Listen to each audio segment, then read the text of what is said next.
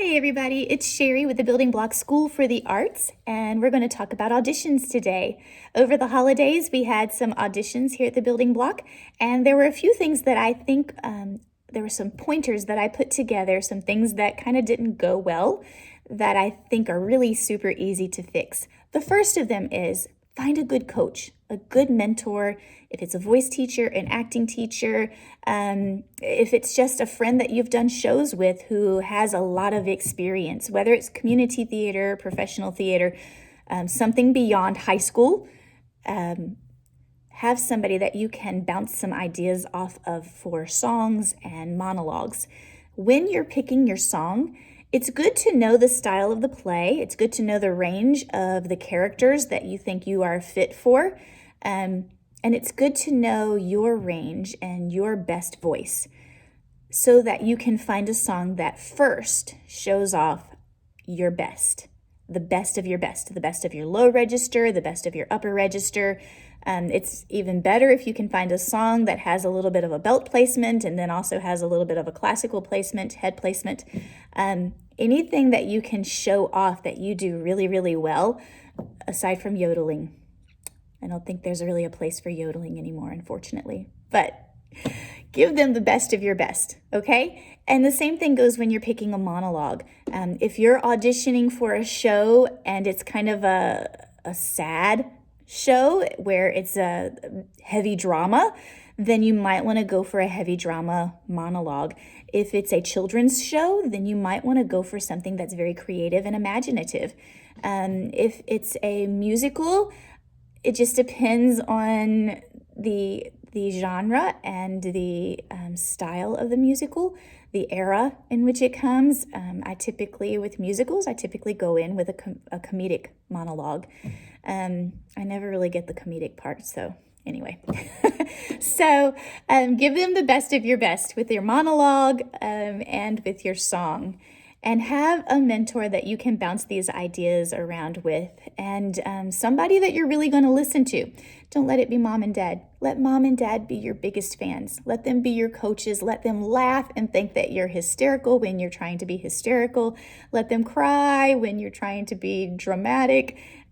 Let them just swoon over your beautiful voice and think that you're God's gift to music, okay?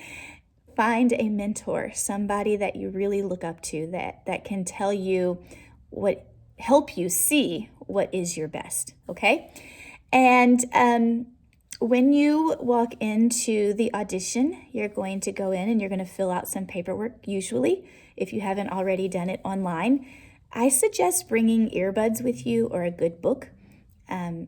Socializing in a waiting room for an audition is not acceptable. It happens a lot in high school theater, college theater, and some community theater. But here at the Building Block, we're a place of education and we're raising the bar.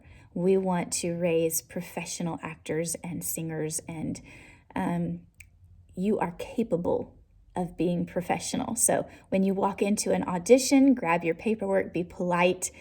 If you see somebody you haven't seen in a long time, you can give them a wink or a hey, call me very quietly, and have a seat and just lose yourself in your own little world. Fill out your paperwork, put your earbuds in, do what you have to do that will help you stay focused on what you are about to do. When you go into the audition room, some people like to go in character. I don't have anything against that. I just don't recommend it. I think that you are wonderful, each of you, and you have a wonderful personality that sometimes I want to get to know.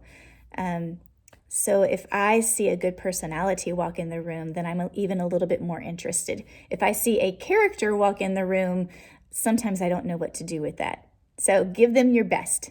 Walk in the room and be you, and sing your best of your best song. Give them the best of your best monologue. And when they offer you constructive criticism, if they give you advice or any type of feedback, say thank you, receive it. Even if you can't process it at the moment, receive it graciously and you can think about it later. If they give you constructive criticism and you don't take criticism well, then this is when you can be a really great actor and you can say thank you. And you can walk off and do whatever you have to do mentally after you leave the room. totally after you leave the room. We had some get some criticism and advice, and their response was, so not a good response. Thank you is a great response. And then you leave the room. When you go back to the waiting room, some of your friends may approach you. How did it go? What were they like? What can you tell me? Just smile and tell them how wonderful they're going to be. You're going to do a great job. Okay? Let your audition be your audition. The good, the bad, and the ugly. Let it be yours. Okay? They deserve the same opportunity that you had to walk into a room not knowing what's on the other side of the door, not knowing who's on the other side of the table, if they're auditioning for a bunch of Frankensteins or, I don't know. Let it be theirs. Give them that. You're not helping them by telling them all of the things that happened in your audition. And there is also mind games that can be played in an audition situation. If you were to walk in and say, yeah, I nailed it, that sometimes gives the impression or the insecurities an opportunity in other people to raise their ugly heads and take over the mind space and kind of mess up another person's audition. And I know that none of my students would ever do that intentionally, but we want to be very careful and we want to be encouraging to each other. So, and even walking into in a waiting room and saying, oh, it was awful, it was so awful, I really messed up, that doesn't help ease anyone's nerves either. So keep your audition to yourself. And then lastly, when you're going in to read for parts, make sure that if you're using a specific dialogue, it has been asked of you to do. If it hasn't been asked of you to do, then the casting directors are probably not looking for a dialect. So be really careful with your choices. It's wonderful to take risks and make bold choices, but let's learn how to make the best bold choices. And if you're choosing a dialect that is not easily understandable, then you're probably not going to get the part, because we're telling a story to an audience, and some of them have never heard the story before. And if we, the casting directors who have become very familiar with the story, can't understand what you're saying, then how is an audience going to understand what you're saying? So only choose a dialect and only work on a dialect when you've been asked for a dialect. And then a good dialect coach is a wonderful thing. I worked for a theater recently where they provided a dialect coach for us, and it was baffling to me how some of the actors didn't take advantage of that. I don't know that I could ever not take advantage of a professional helping me with whatever skill, even a vocal skill. I will always receive help and instruction. So those are great things. It's good to reach out for help. And if you can't afford one, there are plenty of people around town who will take you under their wing and help you. Again, mom and dad, not the best choice, because we think you're absolutely hilarious and wonderful at everything that you do. So let it be someone outside of your family that helps you through this. I think that was all I had on the audition process.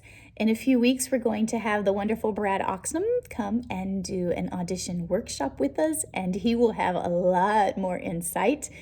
Brad is a wonderful professional actor here in Middle Tennessee and has a theater degree, so there's lots to learn from Brad.